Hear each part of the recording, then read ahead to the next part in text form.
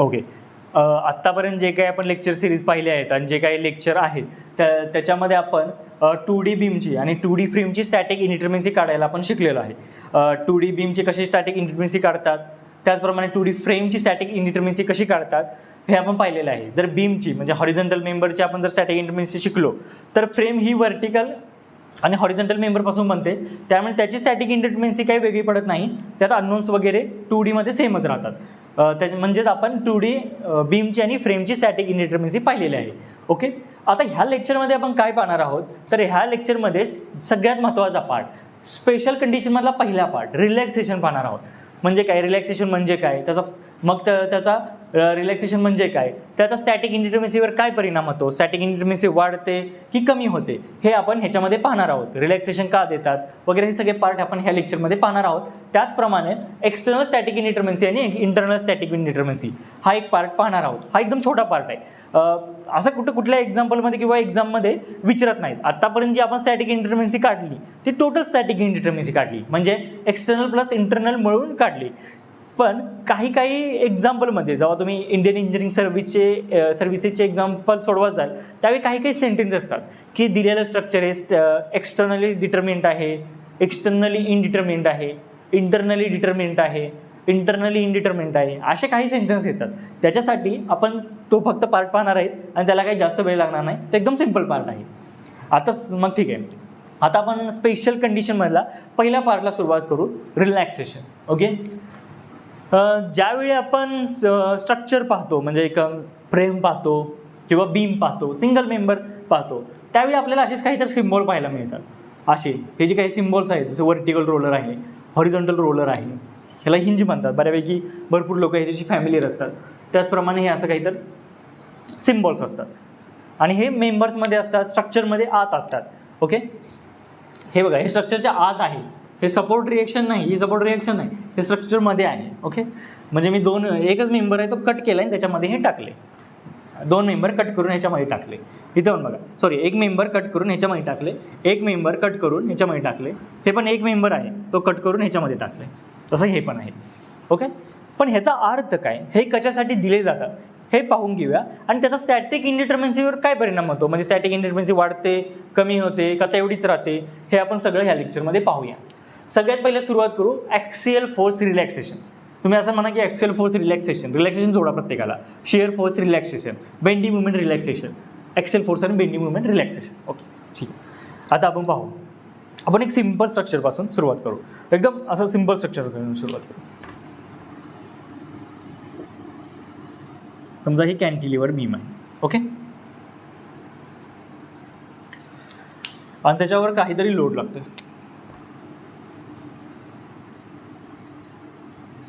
W load लागतो, general load condition म्हणून असं काहीतरी लोड लागतं. तर काय होतंय, ज्यावेळी हे लोड लागते त्यावेळी हा सपोर्ट आहे, ह्या सपोर्टला काय तयार होईल तर रिएक्शन्स तयार होतील. कुठली, एक व्हर्टिकल रिएक्शन तयार होईल, एक हॉरिझॉन्टल रिएक्शन तयार होईल आणि एक मुवमेंट रिएक्शन तयार होईल. मी ह्या पॉईंटला ए नाव देतो, MA तयार होईल. ओके. ए नाव दिलं ना, VAHA आणि ह्याला बी म्हणतो. इथं समजून घ्या की काय म्हणजे नक्की काय फिनॉमिनन होतो, जेणेकरून ॲक्शन कशी ट्रान्सफर होते हे आपण इथं शिकणार आहोत. समजा मी ॲक्शन लावली, इथं रिॲक्शन तयार झाल्या, म्हणजे काय आहे, तुम्ही जर पाहिलं जसं की मी बोलतोय आणि मी बोलल्यानंतर तुमच्या कानापर्यंत आवाज यायला हे एअर आहे ते medium as a medium act होते. जर जसं की तुम्हाला माहीत आहे, जर साऊंड ट्रान्सफर व्हायचं असेल तर म्हणजे साऊंड जर व्हायब्रेशन ट्रान्सफर होतो, मग जर तो साऊंड ट्रान्सफर व्हायचं असेल, मी तो बोलतोय आणि तुमच्या कानाला ऐकू यायचं असेल तर कुठलं ना कुठलं मीडियमची गरज असते. सॉलिड असो, गॅसेस असो, लिक्विड असो. म्हणजे काय तर मीडियम हवं. व्हॅक्यूममध्ये साऊंड ट्रान्सफर होऊ शकत नाही. त्याचप्रमाणे समजा मी ह्या जी काही ॲक्शन लावले ह्या मला सपोर्टला ट्रान्सफर करायचे आहेत. समजा अजून एक एक्झाम्पल घेऊ आपण.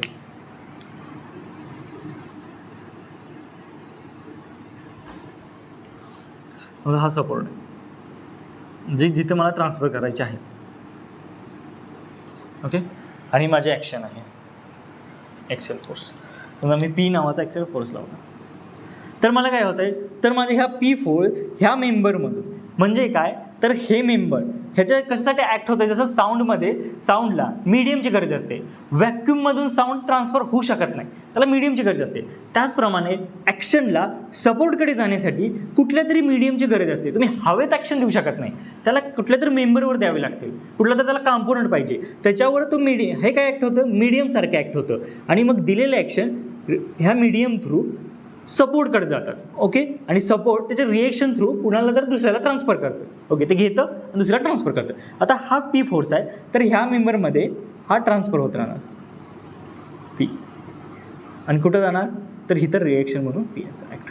तर मी ते कट मारला आणि मी जी फ्री बॉडी डायग्राम काढली तर तुमच्या लक्षात येईल, तर इकडं असं इंटरनल, हा इंटरनल दाखवतोय, पी एक्सटर्नल पी इंटरनल तयार आहे. ओके, आणि पुढं काय हा मेंबर मी पुढं काढतो तोडलेलं, तर इकडं काय तयार होईल, इक्विलिब्रियमला प्रत्येक सेक्शन प्रत्येक स्ट्रक्चर इक्विलिब्रियमला आहे, त्यामुळे इकडं आपल्याला पी आय दाखवायला लागेल परत. म्हणजे काय, आणि नंतर हे इकडं ट्रान्सफर होईल पी. म्हणजे ही अमाऊंट जी काही ॲक्शनची अमाऊंट आहे ती कशी ट्रान्सफर झाली, कुणाच्या थ्रू ट्रान्सफर झाली, त्याला मीडियम कोण होतं, तर हा मेंबर त्याला मीडियमसारखा ॲक्ट होतो ह्याच्या थ्रू. जसं की समजा एक पाईप आहे पाण्याची आणि ह्यात मी पाणी ओततोय,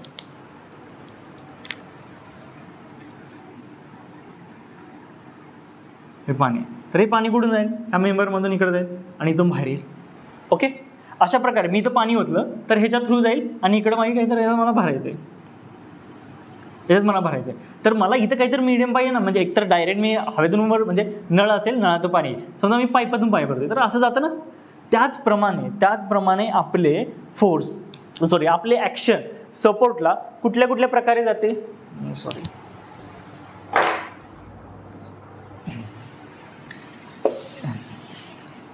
तर आपल्या ती सपोर्टला, म्हणजे जर मी ॲक्शन लावली ती सपोर्टला ह्या मीडियम थ्रू जाते. मग पण मीडियम थ्रू जाते त्यावेळी त्याच्या आत काहीतरी इंटरनल फोर्सेस तयार होत असतील.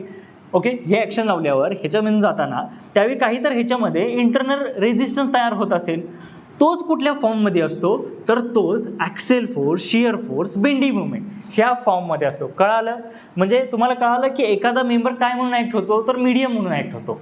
पण समजा मी जेव्हा बोलतोय, ओके, तेव्हा तुमच्या कानापर्यंत आवाज जायला पहिल्यांदा तर ह्याला मीडियम पाहिजे, पण ज्यावेळी मी बोलतोय त्यावेळी ह्या मीडियममधले मला साऊंड तुमच्या कानापर्यंत कसा जातोय, तर ह्या मीडियममध्ये काहीतरी डिस्टर्बन्स तयार करतोय मी. ओके, म्हणजे ह्या मीडियममधले काहीतरी जे पार्टिकल आहेत ते व्हायब्रेट होत आहेत आणि मग ते कुठे जात आहेत, ते व्हायब्रेशन तुमच्या कानापर्यंत जाते, पार्टिकल थ्रू ते ट्रान्सफर केलं जाते. त्याचप्रमाणे मेंबरमध्ये ॲक्शन लावल्यानंतर त्या ह्या मेंबर थ्रू ह्या सपोर्टला ट्रान्सफर केला जातात. जसं की मीडियममध्ये माझा आवाज जे काही एअरचे पार्टिकल्स आहेत त्याच्या थ्रू तुमच्या कानापर्यंत ट्रान्सफर केले जातात. पण ट्रान्सफर करताना जसा त्यांच्या डिस्टर्बन्स तयार होतोय, बट ऑब्वियस आहे त्यांच्या डिस्टर्बन्स तयार होतोय ना, तसंच ॲक्शन लागल्यावर ह्याच्यात काहीतरी डिस्टर्बन्स, तो डिस्टर्बन्स कोण असतो, तर डिफॉर्मेशन असतात. बेंडिंग डिफॉर्मेशन असेल, शियर डिफॉर्मेशन असेल, ॲक्सेल डिफॉर्मेशन असते. त्याच्या थ्रू काय करते, मग ते हे ॲक्शन त्यांना डिफॉर्म करायला बघतात. मग ते काय करतं, रेझिस्टन्स लावतं. हा काय करत होता, ह्याला ओढायला बघत होता ह्याच्यापासून, असं जसं ओढ, आता मी तोडला आहे पण ह्याला ओढायला बघत होता. तर हा ओढणार आहे का नाही, तो म्हणणार मी नाही जाणार. मग काय म्हणणार, तुला जर ह्यो काय म्हणणार फोर्स, तुला जर जायचं नसेल तर तुला इंटरनल ॲक्शन तयार करावी लागेल. मग काय करतात, असं इंटरनल ॲक्शन प्रत्येक सेक्शनला तयार होत हा फोर्स हा ॲक्शन ही रिॲक्शनमध्ये कन्वर्ट होते. म्हणजे ही ॲक्शन ह्या मेंबरमध्ये पास होऊन ती रिॲक्शन म्हणजे सपोर्टला दिली जाते आणि रिॲक्शन थ्रू कुठल्या दुसऱ्या अर्थ असेल किंवा वॉल असेल त्याला दिली जाते. म्हणजे तुमचा मेंबर ॲज अ मीडियम म्हणून ॲक्ट होतो. एवढं लक्षात आलं. आता आपण पाहूया रिलॅक्सेशन म्हणजे काय हे आपण पाहूया.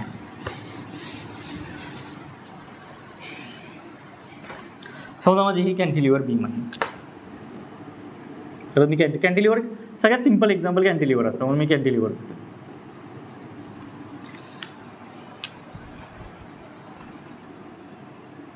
ठीक आहे, मला वाटतं हे दोघांनीच काम चालवावं लागेल आणि ह्याच्यावर मी काहीतरी ॲक्शन लावते, काहीतरी लावते. ओके, जसं मी बोलतोय तेव्हा हवेमध्ये डिस्टर्बन्स तयार होते. म्हणजे हवेची मोलिक्युल काय होत आहेत, त्या मीडियमचे व्हायब्रेट होत आहेत आणि तो आवाज, माझा आवाज तुमच्या कानापर्यंत व्हायब्रेट करून ते पोहोचवत आहे. त्याचप्रमाणे ही ॲक्शन मला ह्याच इथं सपोर्टला पोहोचवायची. तर ते काय होते, तर ते कुठल्या कुठल्या रूपात कन्वर्ट होत्या, म्हणजे जेव्हा आता हा याला डिफॉर्म करायला बघणार, मग हा इंटरनल रेझिस्टन्स लावणार आणि तो कुठल्या कुठल्या रूपात, internal axle force, internal shear force आणि इंटरनल बेंडिंग मुवमेंटच्या रूपात इकडून इथं ट्रान्सफर करणार कुठल्या, ह्या सपोर्टला. मग इथं रिॲक्शन तयार होणार. इतका साधा फंडा आहे. म्हणजे ॲज अ मेंबर जो काही कंपोनंट आहे ते ॲज अ कॉलम, बीम हे काय म्हणून ॲक्ट होतात, तर मीडियम म्हणून ॲक्ट होतात. कुणाचे, तर ॲक्शन मला खालच्या सपोर्टला मला फाउंडेशन द्यायचे. तर काय होतं, जेव्हा मी ॲक्शन लावतोय ती बीमला ट्रान्सफर होत्या, बीमकडून कॉलमला, कॉलमकडून फाउंडेशनला, फाउंडेशनकडून अर्थला ट्रान्सफर होत्या. ओके, अशा प्रकारे हे गणित चालतं. आता मला काय करायचं आहे, समजा हा फोर्स काय, हा लो ॲक्शन तयार काय करतोय, ह्या मेंबरमध्ये ॲक्सेल फोर्स, बेंडिंग मुवमेंट आणि शिअर फोर्स तयार करतोय. ओके, ठीक. आणि माझी ही पॉईंट आहे, ए पॉईंट आहे, बी पॉईंट आहे हा, आणि हा सी पॉईंट आहे. ओके, आता मला काय करायचं आहे, हा सी पॉईंट घेऊ. इथं मला काय करायचं आहे, इथं जे axle force, bending movement, shear force ह्या पाहिजे तयार होत आहेत. ओके, जर ह्याची मी डायग्राम काढली ॲक्सेल फोर्स, शिअर फोर्सची, तर ती कशी येईल, व्हर्टिकल लोड लावतो, डब्ल्यू लोड लावला. Okay, vertical. तर ह्याची डायग्राम कशी येतील, मला सांगा. ॲक्सेल फोर्सची काय येईल, तर ॲक्सेल फोर्स निग्लिजिबल मानू आपण ह्याला. ओके, ॲक्सेल फोर्स निग्लिजिबल मानू, जेणेकरून म्हणजे ॲक्सेल फोर्स शिअर आहे, 0 आहे असं मानू. ठीक आहे, काहीतरी मॅग्नेट काढणार, काहीतरी आहे सर. ओके, ठीक आहे, काहीतरी डायग्राम काढायची. हे झालं ॲक्सेल फोर्सची डायग्राम. याच्यामध्ये असं ॲक्सेल फोर्स ट्रान्सफर होते काहीतरी, शिअर फोर्सचा ट्रान्सफर होते, काहीतरी डायग्राम आहे शिअर फोर्स. त्यामुळे बेंडिंग मुवमेंट काहीतरी ट्रान्सफर डायग्राम आहे, अशी नाही ना, बेंडिंग मुवमेंटची काहीतरी काढू. ठीक आहे, अशी काहीतरी. म्हणजे जर मी इथं कट मारला, ओके ठीक आहे. आता मला काय करायचं आहे, ए सी मेंबरमधले जे काही ॲक्सेल फोर्स आहे, शिअर फोर्स आहेत, बेंडिंग मुवमेंट आहे, ते मला बी सीला ट्रान्सफर करून द्यायचे नाही. ओके, म्हणजे मला काय करायचं आहे, मला ए सी मेंबरमध्ये जे काही हे ॲक्सेल फोर्स तयार होत आहेत, ओके, ह्या ए सी पार्टमध्ये हे जे काही मला axle force, shear force, bending movement जरा समजून घ्या, म्हणजे तुम्हाला कळेल की का रिलॅक्सेशन देतात. जे काही तयार होत आहे ते मला बी सी मेंबरला ट्रान्सफर करायचे नाही. तर मला काय करायला हवं, साधं सिंपल गणित आहे. तर मला काय करायला हवं, तर दुसरं तुम्ही काहीच करू शकत नाही, तुम्ही एकच करू शकता, ह्या मेंबरला कट करा, कट करा. ओके, तुम्ही काय कराल, तुम्ही एकच काम करू शकता, ह्या मेंबरला कट करा आणि इकडे काहीतरी मग सपोर्ट द्या, किंवा देऊ नका, किंवा ह्याला इकडे काहीतरी सपोर्ट द्या आणि इकडे असं काहीतरी करावं लागेल तुम्हाला, जर ही ॲक्शन घ्यायची असेल. जर तुम्ही दिले नाहीत तर तो खाली येऊन पडून दे. पण तुम्हाला सगळ्यात महत्त्वाचं, जर मला ह्या ए सी पार्टकडून ह्या बी सी पार्टला, आता मी ते कट मारला आहे, हेच पॉईंट एकत्र आहे समजा, जवळ आहेत एकदम. जर ए सी पॉईंटकडून मला ह्या बी सी पॉईंटला ह्या इकडे जे जेवढे ॲक्सेल फोर्स आहेत, बेंडिंग मुवमेंट आहे, शिअर फोर्स आहेत, मला ट्रान्सफरच करायची नाही तिकडं, तर मला काय केलं पाहिजे, तर सिंपल आणि साधं लॉजिक आहे, मला कट केला पाहिजे, तो मेंबर डिस्कंटिन्यू केला पाहिजे, तरच हा इकडे ट्रान्सफर करणार नाही. जर मी हा कंटिन्यू केला तर हा परत ट्रान्सफर करायला सुरुवात करेल. म्हणून मी काय करू, डिस्कंटिन्यू करायला लागेल. एकच ऑप्शन आहे माझ्या, डिस्कंटिन्यू करणे. तरच मी axial force, shear force, bending moment ह्या पार्टकडून ह्या पार्टकडे जायचे मी बंद करेल. साधं लॉजिक आहे, साधं. समजा माझी पाईप आहे, इकडून पाणी येते, वॉटर, आणि इकडे काहीतरी आहे, इकडून बाहेर पडते वॉटर. आता मला काय करायचं आहे, हा ए पॉईंट आहे, हा सी पॉईंट आहे, हा बी पॉईंट आहे. मला इकडून इकडे पाणी येते, मला बंद करायचं आहे ह्या बी पॉईंटपर्यंत पाणी पोचायला. म्हणजे ह्या पाईपमध्ये ह्या जो पार्ट आहे एवढा पाईपचा, आणि हा एक पार्ट आहे, तर इकडून पाणी येते आणि इकडे जाते, तर मला हे बंद करायचं. तर मला काय करावं लागेल, तर पाईप बंद करावी लागेल ना, कट करेल, वॉल बसतो त्याप्रमाणे मला टाकून वॉल बंद करावी लागेल, मग ते पाणी खाली पडेल, मग ते काय नंतरचा प्रश्न आहे. पण मी इकडे जायचं, इकडून येणारं पाणी इकडं जायचं मी बंद केलं, कळालं. त्याचप्रमाणे हे असते की मला जर इकडून axle force, shear force, bending इकडे जायचं, तर मला मेंबर कट करावं लागेल ना, कारण का तोच मीडियम आहे. इथं मीडियम पाईप होते, ह्या पाईपमध्ये पाणी जात होतं, इथं मीडियम मेंबर आहे, तो मला कट करावं लागेल आणि बंद करावं लागेल. मग आता ह्याचा अर्थ काय समजून घेऊ. मग आपण कसं बघा, मग ह्यांचा अर्थ काय होतो, ह्याचा अर्थ काय, ह्या सिम्बॉलचा अर्थ काय. तर ह्या सिम्बॉलचा अर्थ असा आहे की मला ए सी हा पॉईंट दिसतोय का, सी पॉईंट आहे, मला काय करायचं आहे, मला ॲज अ स्ट्रक्चर आणलं, कोणी तर मला सांगितलं आहे का काहीतरी कंडिशन्स आहेत, आणि मला एका माझ्या कस्टमरनं सांगितलं की मला असं डिझाईन पाहिजे की ए सी मेंबरकडून बी सी मेंबरला किंवा बी सी मेंबरकडून ए सी मेंबरला ॲक्सेल फोर्स नाही गेला पाहिजे. कोण नाही गेला पाहिजे, तर ॲक्सेल फोर्स गेला नाही पाहिजे, पण shear force and bending movement हे ट्रान्सफर झाले पाहिजे. ए सी मेंबरकडून बी सी मेंबरला किंवा बी सी मेंबरकडून ए सी मेंबरला ॲक्सियल फोर्स ट्रान्सफर झाला नाही पाहिजे, पण शिअर फोर्स आणि बेंडिंग मुवमेंट ट्रान्सफर झाले पाहिजे. तर मला माहीत आहे मी स्ट्रक्चर अनालिसिस शिकलो आहे, तर असं तुम्ही दिलं की हे काही नाही, हे काय तुम्ही फक्त सिम्बॉल समजून घ्या, याचा अर्थ काय आहे. जर तुम्ही असं जर स्ट्रक्चरला हे केलं, इथं रोलर आहे, हे 2 मेंबर कट केले आणि ह्याच्यामध्ये रोलर टाकला आणि ह्याच्यावरून असं त्याला पॅक केलं, तर ह्याचा अर्थ काय होतो, ए सी मेंबरकडून बी सी मेंबरला किंवा बी सी मेंबरकडून ए सी मेंबरला ॲक्सेल फोर्स ट्रान्सफर होणार नाही, पण शिअर फोर्स आणि बेंडिंग मुवमेंट ट्रान्सफर होणार. इकडून इकडं शिअर फोर्स आणि बेंडिंग मुवमेंट ट्रान्सफर होणार, पण ॲक्सेल फोर्स ट्रान्सफर होणार नाही. ह्याचाच दुसऱ्या प्रकारे अर्थ काय की इकडून कितीही ॲक्सेल फोर्स येऊ दे, इथं येऊन सी पॉईंटला येऊन ॲक्सेल फोर्स किती होणार, axial force at C is equal to 0. लक्षात घ्या, हे फार इम्पॉर्टंट आहे. ह्याचाच अर्थ काय आहे, तर इकडून बी सी मेंबरकडून कितीही ॲक्सेल फोर्स येऊ दे, ए सी मेंबरकडून कितीही ॲक्सेल फोर्स येऊ दे, कितीही त्याची मॅग्निट्यूड असू दे, पण मला जर ए सीकडून बी सीला किंवा बी सीकडून ए सीला जर ॲक्सेल फोर्स ट्रान्सफर करायचा नसेल, तर इकडून किती जरी आला आणि इकडून किती जरी आला, तर ह्या ठिकाणी येऊन तो 0 झाला पाहिजे. कळतंय? त्याचप्रमाणे आता ठीक आहे, आता ॲक्सेल फोर्स झाला, आता शिअर फोर्सचं बघूया. ओके, शिअर फोर्सचं काय म्हणतंय, आता मला काय म्हटलं, की माझा क्लायंट आहे तो मला येऊन काय म्हटला, तुम्ही स्ट्रक्चर इंजिनियर आहात, तर मला काय करायचं आहे, तर ए सी मेंबरकडून बी सी मेंबरला किंवा बी सी मेंबरकडून ए सी मेंबरला शिअर फोर्स ट्रान्सफर नाही झाला पाहिजे. हे जे काही एक मेंबर आहे, ॲक्च्युलीमध्ये काय आहे तुम्हाला लक्षात येत ना, हा एकच मेंबर आहे, लक्षात घ्या, हा पण एकच मेंबर आहे, हा एक आहे, हा एक आहे, हा एक आहे. फक्त मला काय म्हणतोय, माझी अशी फिक्स बीम आहे, सॉरी ह्याला मी नाव देतो का, ही माझी बी आहे, हा ए आहे आणि तो कुठचं सी पॉईंट. आता मला हे काय म्हटलं, ही तुमची फिक्स बीम आहे, मला ही फिक्स बीम नको आहे. क्लायंट काय म्हटलं, मला फिक्स बीम नको आहे. तुम्ही लय हुशार स्ट्रक्चर इंजिनियर आहात ना, तर काय करा, मला ए सी मेंबरकडून बी सी मेंबरला किंवा बी सी मेंबरकडून, आता मेंबर एकच आहे पण आपण पार्ट म्हणून पार्ट बनवू, ए सी पार्टकडून बी सी पार्टला किंवा बी सी पार्टकडून ए सी पार्टला शिअर फोर्स ट्रान्सफर नाही झाला पाहिजे, पण ॲक्सियल फोर्स आणि बेंडिंग मुवमेंट ट्रान्सफर झाला पाहिजे. तर आता ॲज अ स्ट्रक्चर इंजिनियर आहे, मला काहीतरी अरेंजमेंट तिथं केली पाहिजे, जेणेकरून ह्या ए सी पार्टकडून बी सी पार्टला किंवा बी सी पार्टकडून ए सी पार्टला शिअर फोर्स ट्रान्सफर नाही झाला पाहिजे, पण axial force and bending movement transfer झाले पाहिजेत. तर त्यासाठी कुठली अरेंजमेंट असते, तर ही अरेंजमेंट असते. ह्याचा दुसरा अर्थ असा की किती पण लागू दे, बी सी मेंबरकडून कितीही शिअर फोर्स येऊ दे, ए सी मेंबरकडून कितीही शिअर फोर्स येऊ दे, पण shear force at point C येऊन 0 झाले पाहिजेत. ह्या सी पॉईंटला येऊन हा सी पॉईंट म्हणतो, ह्या इकडून कितीही शिअर फोर्स येऊ दे, इकडून कितीही शिअर फोर्स येऊ दे, मला जर ह्याचा शिअर फोर्स इकडे ट्रान्सफर करायचा नसेल, ह्या बी सीचा शिअर फोर्स ए सीला ट्रान्सफर करायचा नसेल, तर मला ह्या ठिकाणी येऊन शिअर फोर्स 0 झाले पाहिजे. 0 होतील म्हणजेच आपण ट्रान्सफर करत नाही, याचा अर्थ असाच झाला ना. त्याचप्रमाणे आता परत क्लायंट काय म्हणला, ठीक आहे, माझ्याकडे क्लायंट आला आणि मला म्हणाला, काय म्हणाला की ठीक आहे तुम्ही लई हुशार स्ट्रक्चर इंजिनियर आहात, तर एक काम करा, मला काय पाहिजे, कारण क्लायंटच्या डिमांड भरपूर असतात आणि स्ट्रक्चर इंजिनियरला त्या ही करावं लागतं, फुलफिल करावं लागतात.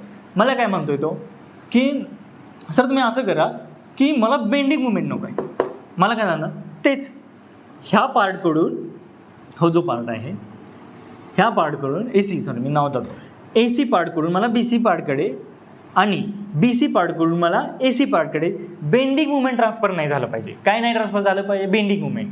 कोण नाही ट्रान्सफर झालं पाहिजे, बेंडिंग मुवमेंट ट्रान्सफर नाही झाला पाहिजे, पण ॲक्सियल फोर्स आणि शिअर फोर्स ट्रान्सफर झाला पाहिजे. असं मला ही फिक्स बीम डिझाईन करून दाखवा. तर माझ्याकडे काय आहे, तर मला आता काय, मला काही ना अरेंजमेंट केली पाहिजे, आणि ते अरेंजमेंट म्हणजे काय असते, तर ते तुमचं स्ट्रक्चरमधला हिंज असतो. मी काय करेन, तर इथं हिंज देऊन टाकेन, मग इकडून कितीही बेंडिंग मुवमेंट येऊ दे, इकडून कितीही बेंडिंग मुवमेंट येऊ दे, ह्या सी पॉईंटला येऊन bending moment at C is equal to 0च होणार. बट ऑब्वियस आहे, मला ट्रान्सफर करायचं नसेल, इकडून किती जरी आलं तरी इथं 0 झालं पाहिजे, आणि इकडून किती जरी आलं तरी इथं 0 झालं पाहिजे, कारण इकडून इकडे गेलं नाही पाहिजे, इकडून गेलं नाही पाहिजे. त्यासाठी मग हिंज अरेंजमेंट कुठली आहे, तर त्याला हिंज म्हणतात, त्याला इंटरनल हिंज म्हणतात, इंटरनल हिंज. ह्याला शिअर रिलॅक्सेशन म्हणतात. ह्याला ॲक्सियल फोर्स रिलॅक्सेशन म्हणतात. ह्या सगळ्यांचा अर्थ एवढाच आहे, जर समजा मला नदीच्या पलीकडे जायचं असेल आणि मी म्हणलं पण मला कोणीतरी सांगितलं ह्याला नदीच्या पलीकडे जाऊन देऊ नका आणि नदीवर ब्रिज आहे, तर काय करावं लागेल? जसं की युक्रेनमध्ये सैन्य शिरत होतं आणि त्या रशियाचं सैन्य युक्रेनमध्ये शिरत होतं, तर युक्रेननं काय करून टाकलं? ब्रिज तोडून टाकले. तर युक्रेनचं सैन्य इकडे येऊ शकेल का? नाही. रशियाचं सैन्य युक्रेनमध्ये एंट्री मारू शकेल का? नाही मारू शकणार. जर नदी असेल, नदीवरचा युक्रेनचा ब्रिज उडवला तर रशियाचं सैनिक युक्रेनमध्ये येऊ शकणार नाही. पण त्याचप्रमाणे युक्रेनचं सैनिक पण रशियात जाऊ शकणार नाही. एकदा त्यांना पोहोच जाण्याने भाग वेगळा आहे, पण ब्रिज जर उडवला तर ते पलीकडे अलीकडे जाऊ शकणार नाहीत शस्त्रास्त्र घेऊन. त्याचप्रमाणे हेच आहे, हाच तिथं कन्सेप्ट आहे.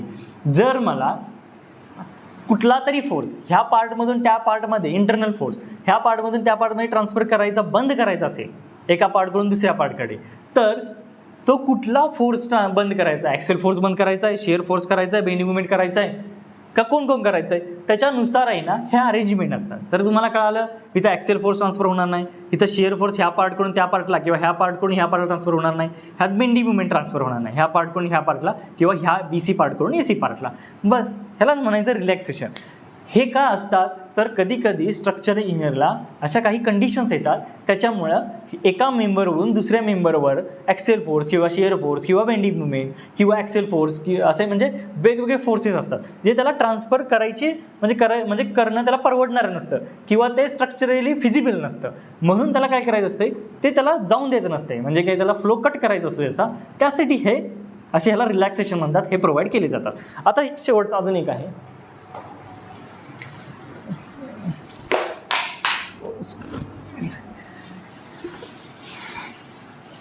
आहे, कुठलं? तर मला काय करायचं, अजून एक क्लायंटची काय कंडिशन होती, अजून एका क्लायंटची कंडिशन काय आहे? तो काय म्हटला, सर मला एक फिक्स बीम डिझाईन करायची. ओके, होय, क्लायंटची कंडिशन काय आहे? तर मला फिक्स बीम डिझाईन करायचे आहे. त्यांना मला एक डायग्राम आणून दाखवली की जी ह्याच्यावर A, B आणि ह्याला नाव C, सॉरी इकडं मी B देतो, ह्याच्यानुसार देतो, ह्याला नाव A आणि ह्याला नाव C आहे. तर तो काय म्हटला, सर माझी अशी कंडिशन आहे की AC पार्टचं ॲक्सियल फोर्स आणि बेंडिंग मुवमेंट ट्रान्सफर नाही झालं पाहिजे BC पार्टला, किंवा BC पार्टचं म्हणजे आणि म्हणून AC पार्टचं ॲक्सियल फोर्स किंवा बेंडिंग मुवमेंट BC पार्ट्सला ट्रान्सफर झालं नाही पाहिजे, आणि BC पार्टचं ॲक्सियल फोर्स आणि बेंडिंग मुवमेंट AC पार्टला नाही ट्रान्सफर झालं पाहिजे. अशा प्रकारे मला फिक्स बीम डिझाईन करून द्या, अशी मला अरेंजमेंट फिक्स बीममध्ये करून द्या. तर ठीक आहे, ॲज अ स्ट्रक्चर मला काहीतरी अरेंजमेंट केली पाहिजे, आणि ती अरेंजमेंट काय असत्या? तर ही असत्या. जर तुम्ही अशी अरेंजमेंट केली तर काय होतं, तर AC पार्टकडून BC पार्टला किंवा BC पार्टकडून AC पार्टला ॲक्सियल फोर्स आणि बेंडिंग मुवमेंट ट्रान्सफर होणार नाही. म्हणून ह्या कंडिशनला ॲक्सियल फोर्स आणि बेंडिंग मुवमेंट रिलॅक्सेशन कंडिशन म्हणतात. लक्षात आलं? तर ह्याच्यामध्ये जसं की इथं लिहायचं राहिलं, इकडून कितीही बेंडिंग मुवमेंट लागू दे आणि इकडून कितीही बेंडिंग मुवमेंट येऊ दे, इथं समेशन ऑफ बेंडिंग मुवमेंट ह्या पॉईंटला येऊन Cला येऊन किती होणार? 0 होणार. त्याचप्रमाणे समेशन ऑफ इथून कितीही शेअर फोर्स येऊ दे, इकडून कितीही शेअर होऊ दे, हे 0 होणार. त्याचप्रमाणे इकडून कितीही ॲक्सियल फोर्स येऊ दे, इकडून कितीही ॲक्सियल फोर्स येऊ दे, या C पॉईंटला ते 0च होणार. समेशन ऑफ ॲक्सियल फोर्स किती लागू दे, इकडून लागू दे, ते 0च होणार. त्याचप्रमाणे ह्या ठिकाणी इकडून कितीही ॲक्सियल फोर्स आणि बेंडिंग, आता मी कसं लिहितो, summation axial force at C point, इकडून कितीही ॲक्सियल फोर्स आणि बेंडिंग मुवमेंट लागू दे, इकडून कितीही ॲक्सियल फोर्स आणि बेंडिंग मुवमेंट लागू दे, ह्या C पॉईंटला जर इकडून इकडे ट्रान्सफर करायचे नसतील आणि इकडून ट्रान्सफर ह्या पार्टकडून ह्या पार्टला ट्रान्सफर करायचे नसतील आणि ह्या पार्टकडून ह्या पार्टला ट्रान्सफर करायचे नसतील, तर ते C पॉईंटला येऊन 0च झाले पाहिजेत. इकडून किती जरी लागायचं असेल ह्याला 0 येऊन झाले पाहिजे, इकडून किती जरी लागायचं असेल इथे येऊन 0 झाले पाहिजेत. ओके, अशा प्रकारे हे रिलॅक्सेशनचे टाईप आहेत. आता ह्याच्यामध्ये आणखी भरपूर काही कंडिशन्स आहेत, ते आपण एक्झाम्पल थ्रू पाहू. पहिल्यांदा हे महत्त्वाचं आहे की रिलॅक्सेशन कळणं हे फार महत्त्वाचं आहे. जर तुम्हाला रिलॅक्सेशन लक्षात आलं की रिलॅक्सेशन म्हणजे काय, त्याचा म्हणजे फक्त रिलॅक्सेशन पार्ट नाही करायचे, तर तुम्हाला जर असं ऑब्झर्व केलं तुम्हाला काहीतरी कंडिशन्स मिळत आहेत की bending moment at C = 0, shear force at C = 0, bending moment at C = 0, summation of axial force at C = 0, summation of axial force at C = 0 and summation of bending moment at C = 0. ह्याचा static इनर्शियावर कसा परिणाम होतो हे आपण पाहू. त्याचप्रमाणे त्याचप्रमाणे महत्त्वाचं काय आहे की हे रिलॅक्सेशन म्हणजे काय हे लक्षात येणं फार महत्त्वाचं आहे. एक्झाम्पलमध्ये कसं तुम्ही स्ट्रक्चर अनालिसिस पाठ करू शकत नाही. स्ट्रक्चर अनालिसिसमध्ये तुम्हाला काय करावं लागतंय तर तुम्हाला समजून घ्यावं लागते की नक्की काय आहे. जर तुम्ही समजून घेतलं तर तुम्हाला परत रिव्हिजन करायची गरज नाही. म्हणून मी तुम्हाला ह्याचा अर्थ सांगतोय. ओके ठीक आहे. ओके आत्तापर्यंत आपण काय पाहिलं तर रिलॅक्सेशन कुठल्या कुठल्या टाईपचे असतात, त्याचा रिलॅक्सेशनचा अर्थ काय काय आहे हे आपण पाहिलं. त्याचप्रमाणे रिलॅक्सेशन म्हणजे डिफरंट टाईपचे रिलॅक्सेशन असतात. ॲक्सेल फोर्स रिलॅक्सेशन असतं, शिअर फोर्स रिलॅक्सेशन असतं, बेंडिंग मुवमेंट रिलॅक्सेशन असतं, axle force and bending movement relaxation असतात. ते स्ट्रक्चरमध्ये का दिले जातात, त्याचा फायदा काय होतो, कोण ट्रान्सफर होत नाही, मला जर एका पार्टकडून दुसऱ्या पार्टकडे ट्रान्सफर करायचे नसतील तर हे आपण पाहिलं. आता आपण एक्झाम्पल थ्रू समजून घेऊ की स्टॅटिक इनडिटर्मिनसीवरती काय परिणाम होतो. स्टॅटिक इनडिटर्मिनसी वाढते की कमी होते, कुणामुळं तर रिलॅक्सेशनमुळं. ओके ठीक आहे. तर आपण घेऊ रिलॅक्सेशन. एकदम सिंपल एक्झाम्पलपासून सुरुवात करू.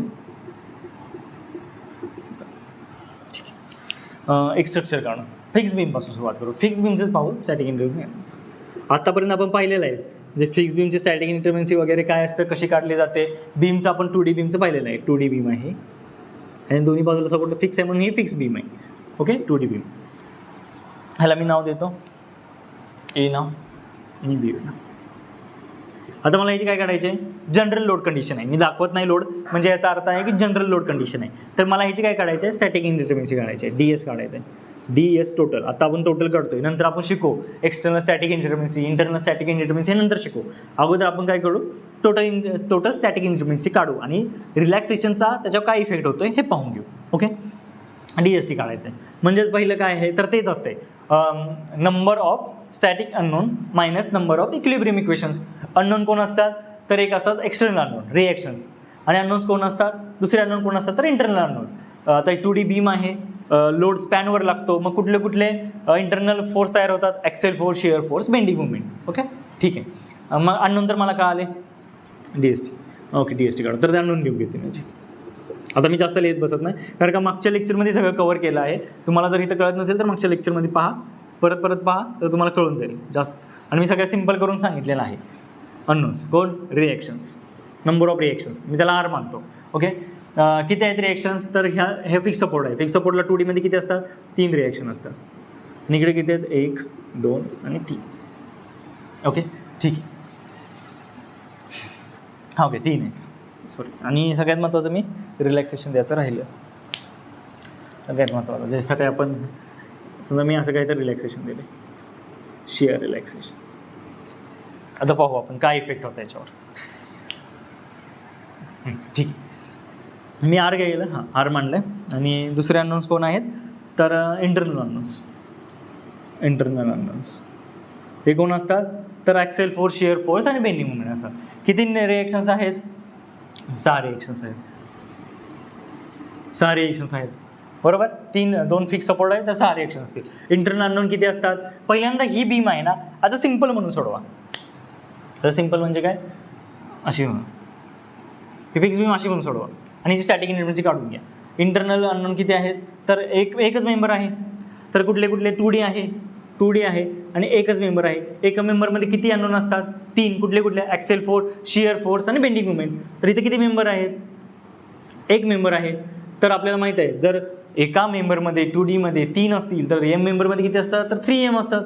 हे तुम्ही फॉर्म्युला पाठ करतात 3M + R - 3J. ओके त्याचप्रमाणे हे 3 मग किती मेंबर 1 आहे तर मग अननोन किती झाले, 3 झाले. एका मेंबरमध्ये 3 असतात. टोटल अननोन किती झाले, 9 टोटल.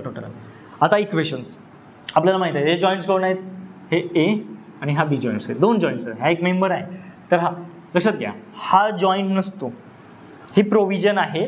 मला शिअर फोर्स ह्या पार्टचा शिअर फोर्स ह्या पार्टचा शिअर फोर्स ह्या पार्टला ट्रान्सफर करायचा नाही किंवा ह्या पार्टचा शिअर फोर्स ह्या पार्टला ट्रान्सफर करायचा नाही. हा पूर्ण एक मेंबर आहे. ह्याला जॉईंट म्हणून कन्सिडर करायचं नाही. जेव्हा तुम्ही जॉईंट म्हणून कन्सिडर कराल तेव्हा चुकेल कारण का हा पूर्ण एक मेंबर आहे. तर त्यासाठी मी तुम्हाला दाखवतोय. म्हणून असं सोडवण्याच्या ऐवजी असं सोडवायचं आणि नंतर ह्याचं इम्प्लिमेशन कसं करायचं, ह्याची स्टॅटिक इनडिटर्मिनसी कशी काढायची मी तुम्हाला सांगतो. पण अगोदर असं सोडवायचं. ओके अशी स्टॅटिक इनडिटर्मिनसी काढून घ्या. नाहीतर तुमचं चुकेल. तुम्ही याला जॉईंट मानाल आणि 2 मेंबर वेगळे मानाल तर ते चुकेल. कारण का एकाच मेंबरमध्ये मी हे रिलॅक्सेशन दिलं आहे. एकच मेंबर आहे आणि त्यात मी हे रिलॅक्सेशन दिले, ह्याला शिअर रिलॅक्सेशन म्हणतात. आणि हे मागच्या वेळी पाहिलं, आता एक थोड्या वेळापूर्वी पाहिलं आहे. आता हां, किती जॉईंट आहेत? ए आणि बी जॉईंट. 2D मध्ये किती, एका 2D मध्ये बीम किंवा फ्रेममध्ये एका जॉईंटला किती इक्वेशन असतात? 3 असतात. कुठले? Summation Fx is equal to 0, summation Fy is equal to 0, summation of movement about Z axis is 0, summation of forces along X axis 0, summation of forces जेवढे फोर्सेस वाय ॲक्सिसहून लागत आहेत त्यांचे समेशन 0, आणि जेवढे मुवमेंट अबाउट झेड ॲक्सिस लागतात त्यांची summation 0. Okay. एका जॉईंटला किती असतात? तर 3 असतात. जे जॉईंटला किती असतील? जे जॉईंटला 3J असतील. ओके, हे त्याचाच फॉर्म्युला तयार होतो 3J. जे जॉईंट असतील, जे जॉईंट तर 3J असतील. इथे किती जॉईंट आहेत? 2 आहेत. तर number of static unknowns, number of equilibrium equations. इथे किती जॉईंट आहेत? 2 आहेत. एका जॉईंटला 2 तर 2 6. आता हे काय मागच्या लेक्चरमध्ये तुम्ही प्रॅक्टिस केलं असेल तर तुम्हाला हे कळून जाईल लक्षात. आता मला काय कळालं, माझ्याकडे नंबर इक्वेशन्स किती आहेत? 6 आहेत.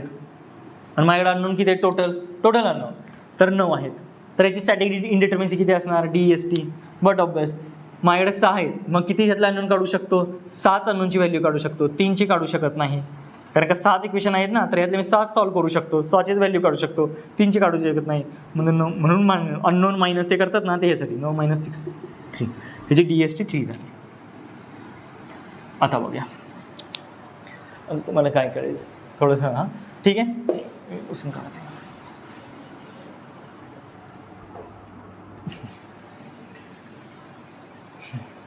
आता बघू, आता मात्र काय आपलं हे असं स्ट्रक्चर आहे का? नाही. आपलं स्ट्रक्चर कसं आहे? असं आहे. तर आपल्याला काय करावं लागेल?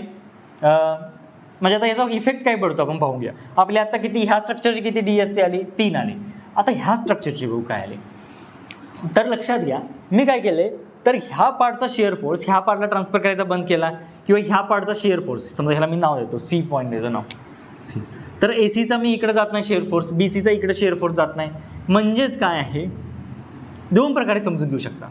म्हणजेच काय, इकडून कितीही शिअर फोर्स लागू दे, ह्या पार्टकडून कितीही शिअर फोर्स लागू दे, किंवा ह्या पार्टकडून इकडून मी DST लिहितो, इकडे DST लिहितो. याची DST माझी किती आली स्ट्रक्चरची? 3 आले. लक्षात घ्या.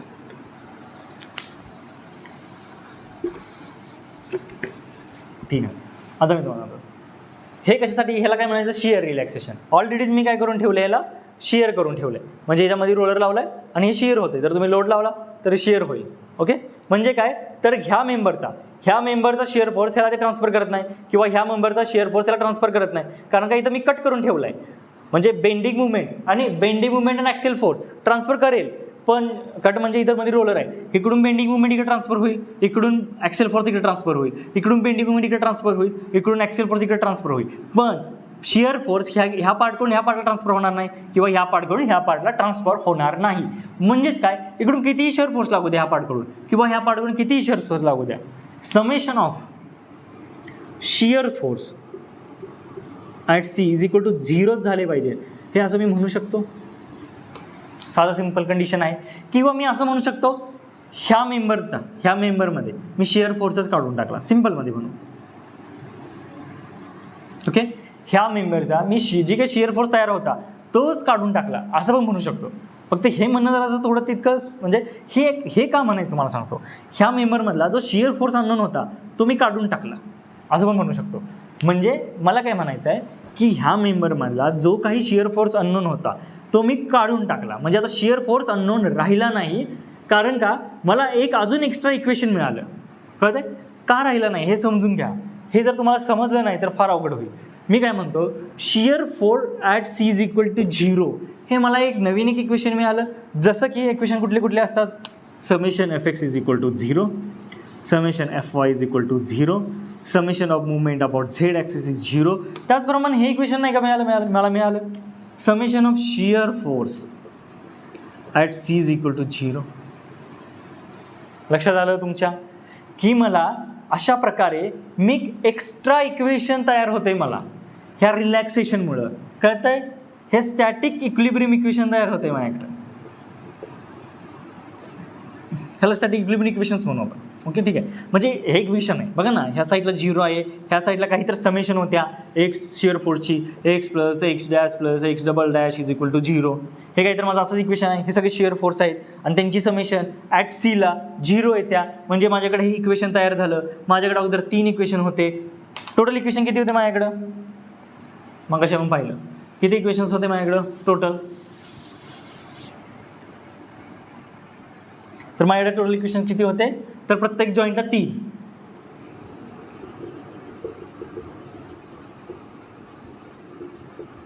प्रत्येक जॉईंटला म्हणजे टोटल 6 इक्वेशन्स होते. 6 इक्वेशन्स होते माझ्याकडं. आता मला काय झालं, हे एक्स्ट्रा ॲडिशनल इक्वेशन मिळालं. मग हे मी प्लस करू. हे कुठले कुठले होते? Summation F X is equal to 0, summation F Y is equal to 0, summation of movement about Z axis is equal to 0. एका जॉईंटला 3 होते. जॉईंट किती आहेत? 2. टोटल किती झाले? 6. 2 × 3 टोटल 6 झाले. पण अजून एक इक्वेशन आहे जे मला शिअर रिलॅक्सेशन म्हणून मिळालं आणि त्यात ते कुठलं इक्वेशन आहे? तर summation of shear force at C. आणि लक्षात घ्या, आपण जेव्हा बेंडिंग मुवमेंट शिअर फोर्स पाहू त्याचे लेक्चर होतीलच. त्या लेक्चरमध्ये शिअर फोर्स एका बाजूनच काढला जातो, ह्या बाजूनं किंवा ह्या बाजूनं. म्हणजे जेव्हा शिअर फोर्सचे इकडून समेशन करू किंवा इकडून समेशन करू, पण सी पॉईंटला येऊन त्यांची सगळ्यांची समेशन या सी पॉईंटला येऊन 0 झाली पाहिजे. आणि हे लेक्चर मी त्यांच्यासाठी घेतोय ज्यांना ऑलरेडी सॉम माहीत आहे. आणि आपल्याला माहीत आहे शिअर फोर्सची समेशन आपण एकाच बाजूनं करतो, ह्या बाजूनं किंवा ह्या बाजूनं. ह्या बाजूनं करा किंवा ह्या बाजूनं करा, त्यांची समेशन सीला येऊन 0च होणार. मग अजून एक इक्वेशन मला मिळालं. तर टोटल इक्वेशन किती झाले? 7. आता परत बघू स्टॅटिक इंटरमिसी किती माझ्याकडे अननोन्स होते total. Number of static unknowns हे मी काढून टाकतो इथलं. 7 इक्वेशन झाले. नंबर ऑफ स्टॅटिक अननोन्स किती होते माझ्याकडं?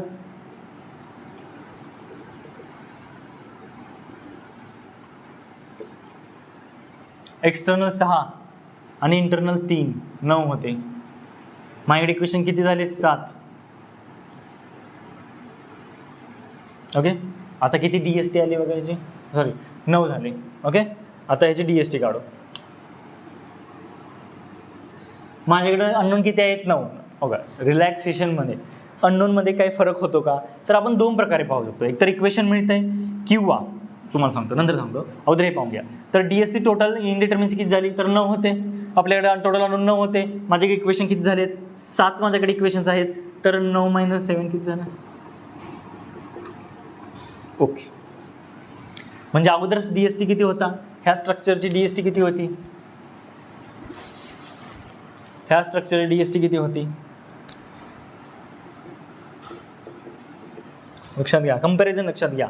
कधी कधी क्वेश्चन थेअरीमध्ये येऊ शकतो म्हणून मी सांगतो. याची DST होते 3. आता ह्या स्ट्रक्चरची DST किती झाले? 2. कळालं? ह्या स्ट्रक्चर DST 3 होते, ह्या स्ट्रक्चरची DST 2 झाले. ह्याचाच अर्थ काय की रिलॅक्सेशनचा स्टॅटिक इनडिटर्मिनसीवर काय परिणाम होतो? तर स्टॅटिक इनडिटर्मिनसी रिड्यूस होते. हे लक्षात आलं. DST ह्या फिक्स बीमची 3 होते, पण जेव्हा मी ह्या फिक्स बीममध्ये एक शिअर रिलॅक्सेशन टाकला त्यावेळी त्याची स्टॅटिक इनडिटर्मिनसी किती झाली? 2 झाली. म्हणजे 3 होती आणि 2 झाली, म्हणजे कमी झाली ना. साधं लॉजिक आहे, कमी झाली. म्हणजे ज्यावेळी आपण एखाद्या मेंबरमध्ये किंवा एखाद्या फ्रेममध्ये रिलॅक्सेशन देतो, एखादं सेंटेन्स होऊ शकतं एक्झाम्पल, त्यावेळी काय होऊ शकतं होतं? तर स्टॅटिक इनडिटर्मिनसी रिड्यूस होते. म्हणजेच काय, एक तर आपल्याला एक्स्ट्रा इक्वेशन मिळतं किंवा असं म्हणू शकतो एक एक्स्ट्रा अननोन कमी होतो. लक्षात घ्या. एक तर आपण असं म्हणू शकतो की मला एक्स्ट्रा इक्वेशन मिळालं ह्यात, किंवा मी तेवढेच इक्वेशन ठेवीन. आता दुसऱ्या प्रकारे सांगतो, मी तेवढेच इक्वेशन ठेवतो. ओके. आणि म्हणतो मला शिअर फोर्स माहीत झाला. ओके. मी काय म्हणतो, तेवढेच इक्वेशन ठेवले आणि मी काय म्हटलं, मला ह्या इक्वेशनमुळं हा शिअर फोर्स मला माहीत होतोय असं म्हणतो. आणि मी ह्यातला जे की 9 अननोन्स यायचे, टोटल किती अननोन्स यायचे? नंबर ऑफ अननोन्स किती होते? Number of unknowns total number of unknowns किती होते? तर 9 होते. ओके. 3 बाहेरचे आणि आतला आहे. तर मला काय झालं, ह्या इक्वेशनमुळं हा शिअर फोर्स आता अननोन राहिला नाही. किंवा मी शिअर फोर्स हा आहे ह्या इक्वेशन म्हणून काढू शकतो. म्हणजे तुम्ही असं करू शकता, एक तर तुम्ही शिअर फोर्स हे इक्वेशन तुमच्या येणाऱ्या इक्वेशनमध्ये ॲड करू शकता, किंवा ह्या येणाऱ्या नंबर ऑफ अननोन्समधून एक तुम्ही शिअर फोर्स म्हणजे काय होते, कोण कोण अननोन होते, 6 रिएक्शन. ओके, रिएक्शन्स किती आहेत, 6 रिएक्शन्स अननोन किती आहेत, 6 आहेत. ओके ठीक आहे, ते तेवढेच राहतील कारण का त्याच्यावर काही इफेक्ट पडला नाही. पण असं म्हणू शकतो की एक्सटर्नल इंटरनल अननोन किती होते, एक शिअर फोर्स, एक एक्सेल फोर्स, एक शिअर फोर्स आणि एक बेंडिंग मोमेंट. पण ओके, एक शिअर फोर्स, एक एक्सेल फोर्स आणि बेंडिंग मोमेंट. पण मला काय मी आता असंही म्हणू शकतो ना की ह्या इक्वेशनमुळे मला हा अननोन राहिला नाही आता, किंवा मी असं म्हणू शकतो की जो शिअर फोर्स अननोन होता तो आता अननोन राहिला नाही, तो मला नोन झाला. कसा, तर ह्या इक्वेशनचा वापर करून हा शिअर फोर्स मी काढू शकतो. म्हणजे इनडायरेक्टली मी एक शिअर फोर्स वजा करतो. मग आता इंटरनल अननोन किती राहिले, तर 2 राहिले. तर टोटल नंबर ऑफ अननोन्स किती झाले, 1 वजा करूया, वजा करू कोण, तर शिअर फोर्स हा वजा केला 1, तर किती आले 8. आता 8 आले. आता माझ्याकडे इक्वेशन किती होते, इक्वेशनचं मी आता इक्वेशनमध्ये ॲड करत नाही. एकतर तुम्ही काय करा, एकतर तुम्ही अननोन्समध्ये तो कमी करा, किंवा इक्वेशन्स एक वाढवा. ओके, तर तुम्हाला ती स्टॅटिक इंटरफेरेन्स येईल. इक्वेशन किती येते, नंबर ऑफ इक्वेशन्स 6 आणि माझ्या आता अननोन्स किती राहिले 8. तर हे परत तेच आन्सर येईल, अननोन्स किती 8 आणि 6 2. कळालं. इथं मला हे सांगायचा प्रयत्न करायचा होता की समजा रिलॅक्सेशन, पहिली तर गोष्ट आहे की असाही क्वेश्चन येऊ शकतो की रिलॅक्सेशन करतंय काय, तर रिलॅक्सेशन स्टॅटिक इनडिटर्मिनसी वाढवते का कमी करते, तर रिलॅक्सेशन स्टॅटिक इनडिटर्मिनसी रिड्यूस करते. ओके, रिड्यूस करते. कसं, एक तर ते तुम्हाला एक्स्ट्रा इक्वेशन तयार करते, किंवा असं म्हणू शकता की एक अननोन आहे तो तुम्हाला नोन होतोय, किंवा तो अननोन गायब करते, त्याची मॅग्निट्यूड तुम्हाला नोन होते. कशी, तर समजा तुम्ही शिअर फोर्समध्ये हा नोन ॲड करता. समजा हे तुम्ही काय म्हणू शकता की माझ्याकडे हे एक्स्ट्रा इक्वेशन तयार झालं, माझ्याकडे जे काही इक्वेशन्स आहेत त्या ह्याच्यामध्ये हा किती जेवढे इक्वेशन तुम्हाला माहीत होतील ते ॲड करा. आता इथं किती माहीत झाले, एकच माहीत झालं, शिअर फोर्स ॲट C = 0. मग तुमच्याकडे इक्वेशन्स किती होते, ह्याच्यामध्ये 6 होते. ओके, इक्वेशन्स किती होते तुमच्याकडं, 6 इक्वेशन्स होते. ओके, पण टोटल ह्या ह्याच्यात किती 6 होते. पण रिलॅक्सेशन दिल्यामुळे काय झालं, summation of shear forces at C हे एक्स्ट्रा इक्वेशन तुम्हाला मिळालं. त्यामुळे टोटल इक्वेशन किती झाले, म्हणजे हे मिळालं, shear force summation of shear force at C = 0 हे इक्वेशन मिळालं. तर म्हणजे टोटल इक्वेशन किती 7 झाले. आणि तुमच्याकडे अननोन किती होते, टोटल अननोन 9 होते. 9 - 7 किती येतं, परत 2च येतं. ओके, हा एक अप्रोच झाला सोडवायचा. किंवा तुम्ही दुसरा अप्रोच लावू शकता. अजून एक अप्रोच काय आहे, तर सिम्पल अप्रोच आहे, त्यात काही जास्त अवघड नाही. एक तर असं समजा, तुम्ही काय म्हटलं की इक्वेशन ॲड करा होय, ओके, नाही मला इक्वेशन नाही ॲड करायचं, मला इक्वेशनचं काही कळत नाही. तर तुम्ही असं समजा की ह्यातला जो एक अननोन होता, इंटरनल अननोन, रिॲक्शनवर काही इफेक्ट पडत नाही, रिॲक्शन जेवढ्या आहेत तेवढ्याच राहत आहेत. लक्षात घ्या, फक्त मी काय करतो, इथं मेंबरमधला एक्सेल फोर्स गायब करतोय, हे लक्षात घ्या. म्हणजे मी शिअर रिलॅक्सेशन दिले ना, याचा अर्थ मी मेंबरमधला शिअर फोर्सच गायब केला. कसा गायब केला, म्हणजे काय, तो मला माहीत झाला, त्याची मॅग्निट्यूड नोन झाली. कशी, तर तुम्हाला सांगतो, इक्वेशन्स किती होते माझ्याकडं, ह्या ह्याच्यात A, B आणि C किती इक्वेशन्स होते माझ्याकडं, 6. अननोन्स किती होते माझ्याकडं, लक्षात घ्या, अननोन्स किती होते, तर एक्सटर्नल 6 रिएक्शन्स आणि internal axial force, shear force, bending movement 3, total 9 होते. ओके ठीक आहे. पण मला काय माहीत झालं, ह्या इक्वेशनमुळं, लक्षात घ्या, ह्यात मी ॲड केलेलं नाही, हे इक्वेशन माझे तेच आहे, summation Fx = 0, summation Fy = 0, summation of movement about Z = 0. हे माझे 3 इक्वेशन आहेत आणि 2 जॉईंट आहेत, म्हणून ते इक्वेशन्स आहेत. ओके, 6 झाले. ह्यात मी हे इक्वेशन ॲड केलं नाही. मग मी इथं आता काय म्हणतो की ह्या इक्वेशनमुळं summation of shear force at C = 0 कळतं. ह्या इक्वेशनमुळं मला ह्या शिअर फोर्स, ह्या मेंबरमधल्या शिअर फोर्सची मॅग्निट्यूड मिळू शकते, जो की अननोन होता. तर इंटरनल अननोन कोण कोण होते, सिम्पल होतं, ॲक्सियल फोर्स, शिअर फोर्स आणि बेंडिंग मुवमेंट. ओके, इथे म्हणजे अननोन किती होते 6 + 3 हे एक्सटर्नल होते अननोन, आणि हे किती होते, हा कुठला होते इंटरनल अननोन होते. हे लक्षात आलं. हे एक्सटर्नल अननोन आहे 6, जे रिएक्शन त्याच्यावर काही इफेक्ट पडत नाही कुणामुळे, रिलॅक्सेशनमुळं. पण हे इंटरनल अननोन किती होते 3 होते. आता ह्याच्यामध्ये काय फरक पडला तर ॲक्सेल फोर्सची मॅग्निट्यूड मला कळाली का नाही, बेंडिंग मुवमेंटची कळाली का हे मेंबरमधल्या नाही, पण ह्याची मॅग्निट्यूड कळू शकते का, येस, कारण का माझ्याकडे summation of shear force at C = 0 हे इक्वेशन आहे, आणि इक्वेशन मी ह्याची मॅग्निट्यूड काढू शकतो. लक्षात घ्या, एक तर तुम्ही हे इक्वेशन्स जे तुम्हाला एक्स्ट्रा मिळाले ते इक्वेशनमध्ये ॲड करा आणि ते मग टोटल अननोन्समध्ये मायनस करा, किंवा की ह्यातला एक अननोन कमी करा. समजा आता काय झालं, हा ह्याची मला मॅग्निट्यूड मिळाली ह्याची, असं समजू माझ्याकडे किती अननोन राहिले, 2च अननोन राहिले. कुठले अननोन झाले इंटरनल, ॲक्सेल फोर्स या मेंबरमध्ये फक्त ॲक्सेल फोर्स, ह्याच्यामध्ये नाही, ह्याच्यामध्ये ॲक्सेल फोर्स आणि बेंडिंग मुवमेंट. मग इथं कमी करू का मी, 2 करतो. आता किती हे किती झाले तर 8 झाले. मग DST किती आला ह्याचा परत कळालं. इंटरनलमध्ये 1 कमी केला ना मी, इंटरनलमध्ये 1 कमी केला, कोण शिअर फोर्स, कारण का ह्या इक्वेशनमुळे ह्याची मॅग्निट्यूड मला माहीत झाली. त्यामुळे आता राहिले कोण इंटरनल अननोन, ॲक्सेल फोर्स आणि बेंडिंग मुवमेंट. शिअर फोर्सची मॅग्निट्यूड मला कळाली, तर 8 - 6 = 2 ही झाली त्याची DST. लक्षात आलं रिलॅक्सेशनचा इफेक्ट कसा पडतो. आपण अजून भरपूर एक्झाम्पल पाहणार आहोत. आता फक्त मी शेअरचं पाहिलं, त्याचप्रमाणे ॲक्सेलचं फोर्सचं पण पाहणार आहोत एक्झाम्पल. हे ॲक्सेल रिलॅक्सेशन पाहू, बेंडिंग रिलॅक्सेशन म्हणजे हिंज पाहू, इंटरनल हिंज दिल्यावर स्टॅटिक इनडिटर्मिनसी का त्याच्यावर काय इफेक्ट होतो. पण तुम्हाला एवढं लक्षात आलं असेल की स्टॅटिक इनडिटर्मिनसी रिड्यूस होते कशामुळं, तर रिलॅक्सेशनमुळं. रिलॅक्सेशन म्हणजे याचा अर्थ लक्षात घ्या, रिलॅक्सेशनमुळं जे आपल्याला अननोन्स असतात त्यांची कमी होते, म्हणजे ते कमी होतात. त्याच्यामुळे फायदा काय होतो, स्ट्रक्चर अनालिसिस करायला सोपं होतं. कारण का अगोदर ह्याची किती येत होत्या DST 3 येत होते, आता किती येत्या 2 येत्या. मग मला किती अननोन काढायचे, 2च काढायचे आहेत. मग मला किती एक्स्ट्रा इक्वेशन तयार करायला लागतील, 2च करावे लागतील. इथं किती करायला लागत होते, 3 करावे लागत होते. म्हणजे काय, कधी कधी रिलॅक्सेशन ह्याच्यासाठी दिले जातात की जेणेकरून स्ट्रक्चर अनालिसिस सोपा व्हावा. म्हणून ट्रसमध्ये तुमच्या लक्षात आलं असेल, ट्रसमध्ये जॉईंट सगळे हिंज मानले जातात. हिंज लक्षात घ्या, हिंज सगळे जॉईंट हिंज फ्रिक्शनलेस हिंज असल्यामुळे काय होतं त्याच्यामध्ये, आणि लोड फक्त हिंज लावल्यामुळे काय होतं त्याच्यामुळे फक्त इंटरनल कोण तयार होतं, ॲक्सेल फोर्स तयार होतात. बेंडिंग मुवमेंट आणि शिअर फोर्स तयार होत नाहीत, त्यामुळे त्याची मॅग्निट्यूड आपल्याला काढायच लागत नाही.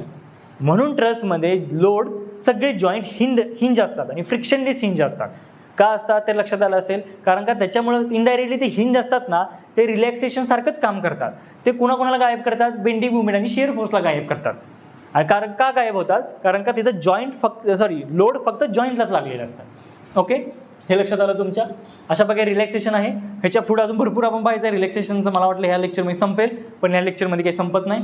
त्याच्यानंतर आपण ॲक्सेल रिलॅक्सेशन पाहू, हिंजमुळं होणारं रिलॅक्सेशन पाहू. त्याचप्रमाणे एक तुम्हाला मी रोलर टाईप सपोर्ट दाखवलेला, म्हणजे सपोर्ट नव्हता तो मी बीमच्या मध्ये प्रोव्हाइड केलेला होता असा.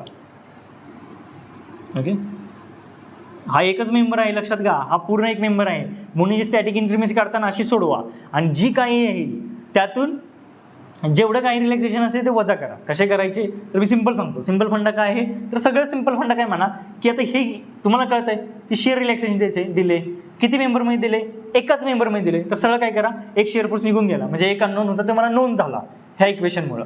ओके, डायरेक्ट 1 मायनस करून टाका, तुम्हाला आन्सर येऊन जाईल.